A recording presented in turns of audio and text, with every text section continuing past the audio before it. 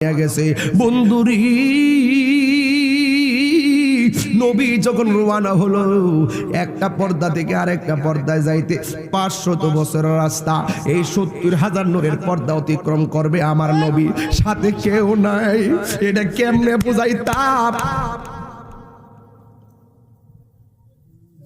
এটা আমি কেমনে বুঝাইতাম যেই জায়গার ভিতরে কেউ নাই ওই জায়গার মধ্যে আমার নবী একলা একলা যায় চতুর্পাশে একটা পর্দা থেকে আরেকটা পর্দা যাইতে 500 বছরের রাস্তা 69,999টা পর্দা যখন অতিক্রম হলো ওই মুহূর্তে আমার নবী বলেন ওই জায়গায় যায়া আমি আবু বকরের কণ্ঠ শুনেছি আল্লাহ ডাক দিয়া কয়ে জিবরাইল